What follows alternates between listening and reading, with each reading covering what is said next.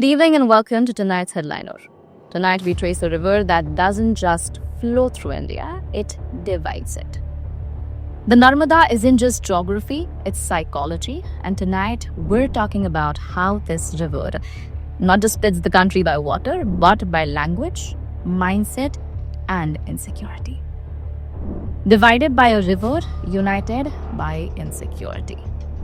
Let's start by being honest, let's start by being fair.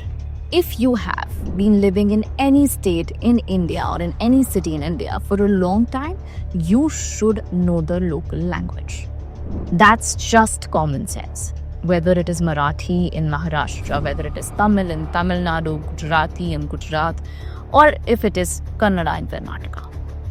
If you have built a life in that place, it makes absolute sense to understand and speak the language of the people around you. It is also a form of respect that you are giving it to those people and to that state. It shows belonging. It's a part of truly living somewhere and not just surviving in it. But the problem begins when the understanding of a language is not encouraged but enforced. When it's no longer a gesture of respect but a weapon of control. And no other region represents this problem quite like the one we're discussing today. Welcome to the curious case of the Narmada Divide. Because if you look at the map of India, you will notice something funny. Right along the Narmada River, there is an invisible psychological boundary. The north of it, Hindi-speaking India, Uttar Pradesh, Madhya Pradesh, Bihar, these are states where, yes, language matters, but not so much that you might get slapped for speaking the wrong word. People speak Hindi, but they also welcome Bhojpuri, English, Urdu, Gujarati, Punjabi. You can show up, settle down and slowly pick it up. Nobody's chasing you with a stick. Now, if you mess up a word, nobody's chasing you with a stick, even if you mess up a word, a sentence, or even say an entire conversation. Now let's move to south of Narmada. Welcome to the land of language pride. Or should I say language panic. Marathi in Maharashtra, Tamil in Tamil Nadu, Telugu in Andhra, and Kannada in Karnataka. Here, language isn't just a way to communicate, it's a test. It's a badge. Sometimes it is also a weapon. And no state puts that weapon on public display quite like Maharashtra. Because this week we saw something quite rare. Raj Thackeray and Uddhav Thackeray, two brothers, two political rivals, came together on one stage not to talk about education, not to talk about healthcare, not even to mourn a national tragedy, but to unite for Marathi. Or more accurately, to unite for Marathi votes. Now, I am not saying they don't care about the language. I am sure they do. But when two politicians who haven't spoken to each other in years suddenly come together to protect something, you can bet it is election season. But let's pause and ask the real question. What are they protecting? What are they protecting Marathi from? Who are they protecting Marathi from? Because the last time I checked, nobody was banning Marathi. No one was removing Marathi from textbooks. There's no massive moment to erase the language from public life. So why the panic? Why are people panicking? Because the delivery boy didn't speak your language? Because the shopkeeper said madam instead of tile? Because someone dared to live in Mumbai without knowing the proper word of onion in Marathi. This isn't pride. This is paranoia. This is linguistic gatekeeping disguised as cultural pride. And here's where it gets even more absurd. Maharashtra and even Gujarat were once the same state back in the day. It was all Bombay state. In 1960, they split. Why? Not because of religion, not because of violence, but because of language. Gujaratis went to Gujarat and Marathis stayed there. Now, they demanded separation on what basis? On language basis. Gujaratis were told to move to Gujarat and Marathis stayed there. Now look at Gujarat today. A thriving, self-assured state where people speak Gujarati with pride but never with aggression. Go to Ahmedabad, Surat, Vadodara, Rajkot, you will hear Hindi, English, Marathi, even Bengali in some pockets. No one is throwing stones over sideboards written in a specific language. Why? Because Gujaratis are secure people. They don't need to force their identity down anyone's throat.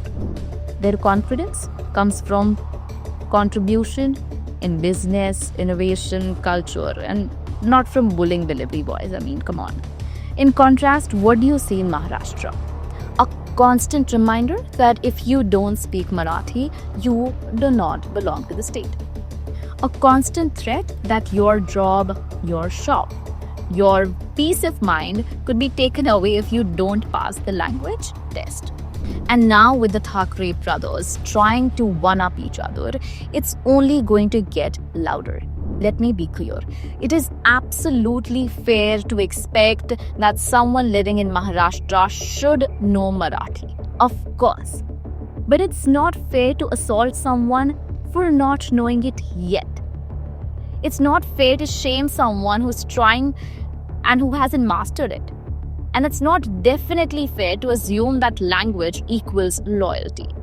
Imagine being new to a city, trying to work, trying to adjust, and being told that you're not welcome just because you said hello instead of namaskar.